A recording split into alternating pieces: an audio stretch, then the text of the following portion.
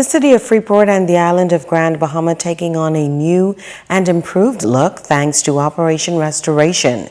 As Italia Hall tells us, officials say this initiative, undertaken by the Grand Bahama Port Authority, is producing results.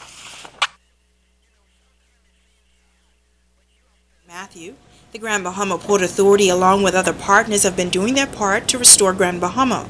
City manager at the GBPA, Troy McIntosh, gave an update on the cleanup process throughout the island.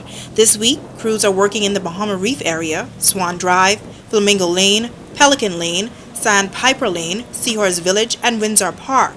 Sanitation Services Company Limited, along with War Construction Company, ANC Trucking Company, Masako Investment, are currently working along Scott Avenue and will continue to the adjacent streets in the coming days.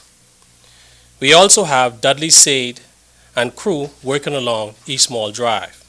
He further stated that next week crews will be in other areas. Gladstone Terrace and adjacent streets, Coral Reef 1, 2, and 3, Regency Park, and Cavell Beach. McIntosh says all stop signs have been replaced along the main roads and minor roads as well. The next step is to reinstall all stop signs within each subdivision. Currently, our road crew teams, led by Greg Deems, Supervisor of Sanitation Services, is installing all yield signs at roundabouts, as well as some street name signs and directional signs.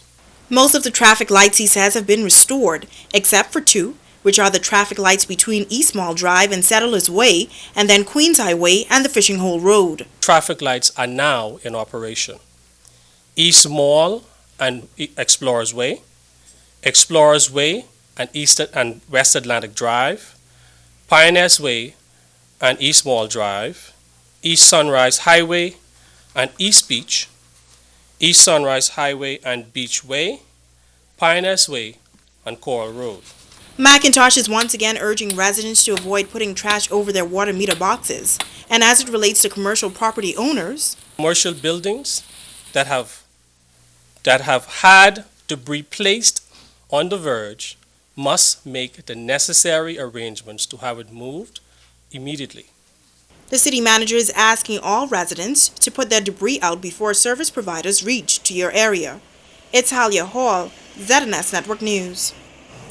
This coming Sunday will be observed as Remembrance Sunday, a day for the nation to remember and honor those who made the ultimate sacrifice to secure and protect our freedom. Here on Grand Bahama, the annual Remembrance Day service is planned for Mary Star of the Sea Church at 4 p.m. Committee member Geneva Rutherford.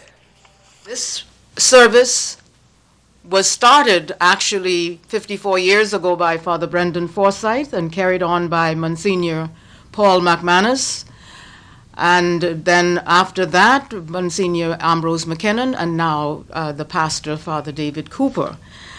All veterans, diplomats, parliamentarians, government uniformed branches, heads of department, youth uniform branches, and school children, as well as the community at large, will gather to remember the dead of those wars whose faith is known to you and you alone, O Lord.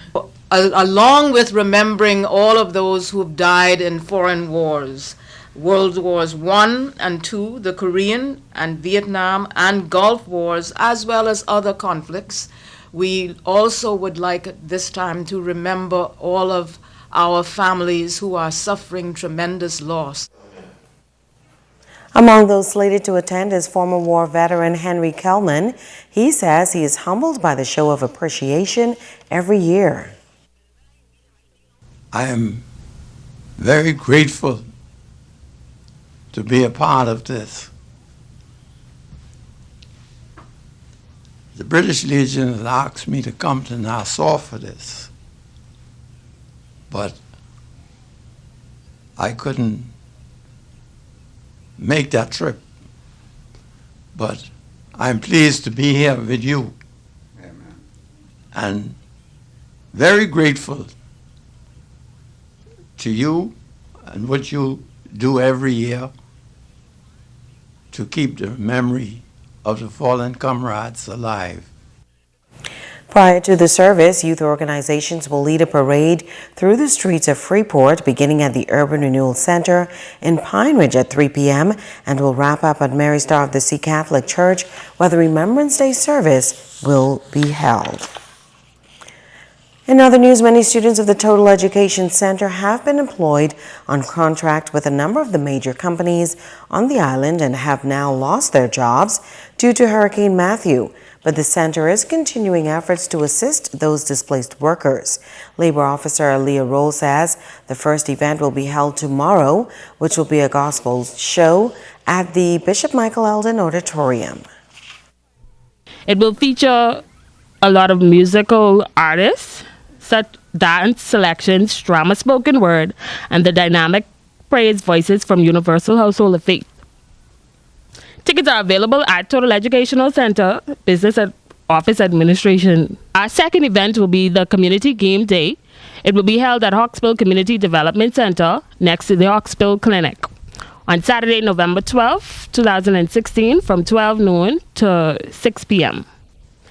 The objective of this event is to bring families together to have a fun-filled day. At this event, we will have sports such as junior boys basketball, pool, table tennis, and volleyball. Also, we will have recreational games like bingo, hoopla, domino, and bouncing castle. It's time now to ask the doctor.